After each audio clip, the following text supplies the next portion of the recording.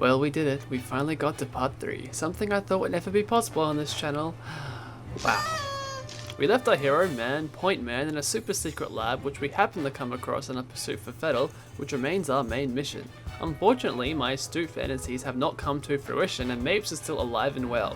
How this fat fuck is evading replica soldiers, armor cam security, and any paranormal shit Alma is throwing around is way beyond me. You gonna stay put this time? On my honor. Yeah! So I wouldn't exactly call this place a spooky environment. It's well lit and the colours are quite bland, until you do some redecorating. The first portion isn't the most plot enriched either, other than reiterating the point that Mapes is an untrustworthy cunt and F.E.A.R is part of Project Origin, being the second prototype for it.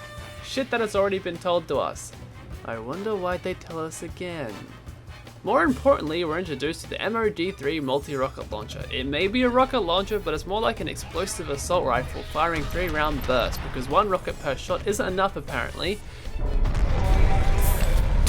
This thing even uses fucking magazines full of rockets! Unfortunately, ammunition is extremely rare, so it's not really feasible to hang on to it for too long when you're limited to 3 weapons at a time only.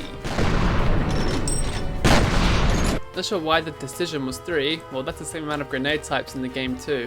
I guess when the F.E.A.R fashion department were designing Point Man's suit, they only had enough Velcro for 6 things.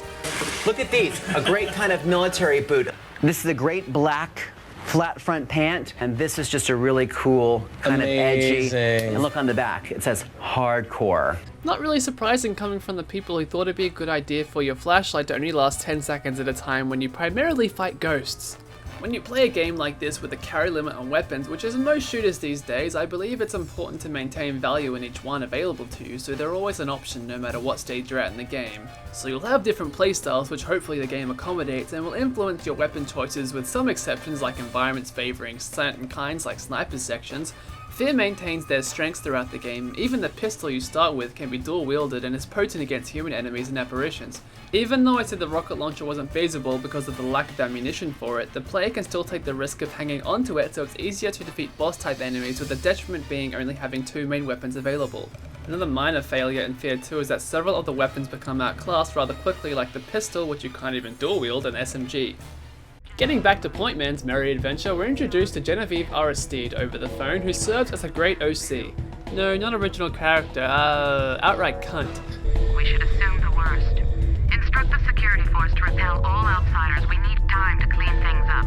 She's the president of ArmorCam, who wants to cover all this shit up in order to hide her involvement with Project Origin, especially since a bunch of people got Alma'd when she tried to start the project up again. Whoops. Sayonara. You're dead. You're dead! No!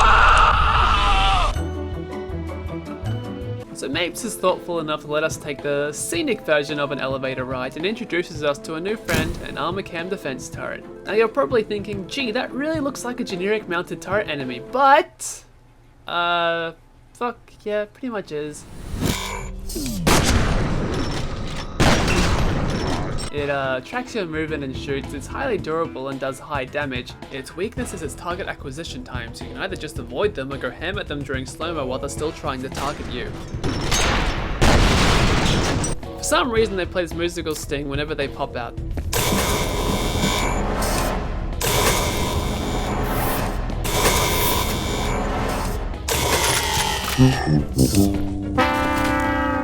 So we enter a spookier part of the labs because whoever designed this place thought it'd be prudent for the employees to work in dim lighting.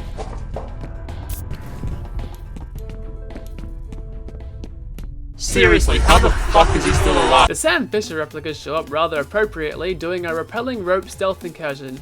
Breaking the glass might have been a little counterintuitive to this though.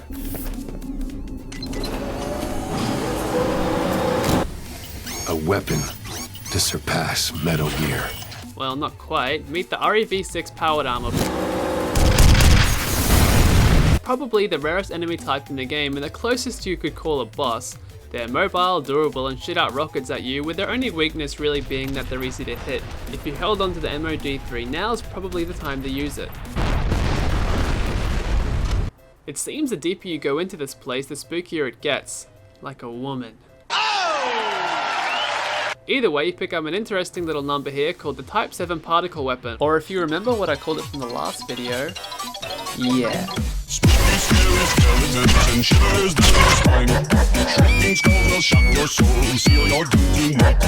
Paxton making an appearance isn't very surprising at this point, considering he can materialize wherever the fuck he wants and then disappear. How am I supposed to catch this guy again? He's foreshadowing a war that's coming based on a premonition. Fire sweeping over the earth, bodies in the streets, cities turn to dust. Retaliation.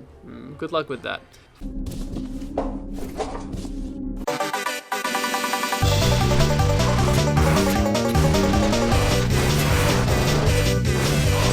Feels like you're getting a little excessive with the birth hallucinations now.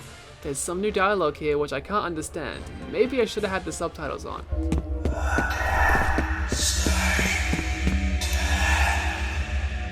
The replicas aren't very happy with the armor cam security guards, or is it the other way around? Whatever, if I were them, I probably wouldn't test my chances against genetically engineered super soldiers who have fucking robot suits that roar at you. It's as if they're not very artificially intelligent. For any of you familiar with F.E.A.R, I'm sure you've heard of its AI being praised, and it very well deserves it, as it's some of the best I've seen. Remember, this game is nearly 11 years old and it still shits on a bunch of modern titles from a technological perspective like I've shown already. Now, the non-human enemies aren't much to write home about, but you really see the AI shine from the others, primarily the replicas. They'll use the environments intelligently, either through positioning or manipulating objects. Surprise, motherfucker! Actively flank, react appropriately to the player's movements or active threats like grenades, actually communicate as a squad or voice their current situation.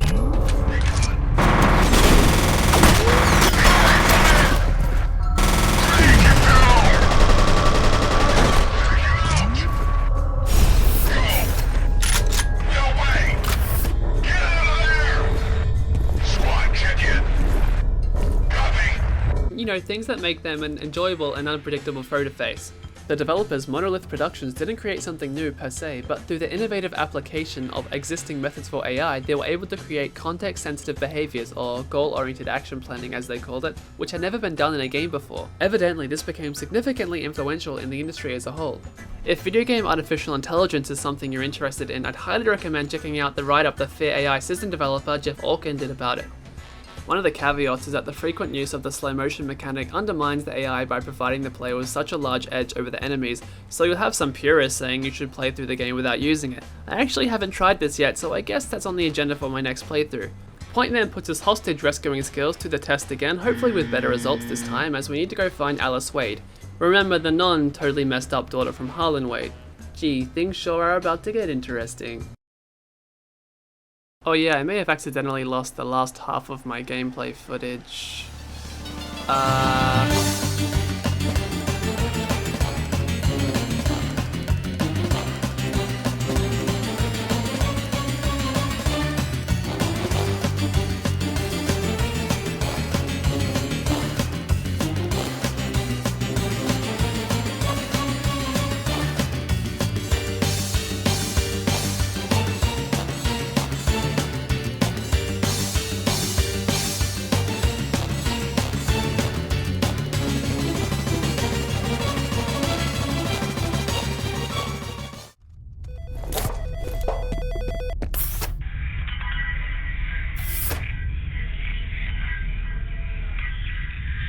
Yo, Alma, what the fuck are you doing to that phone? Oh shit.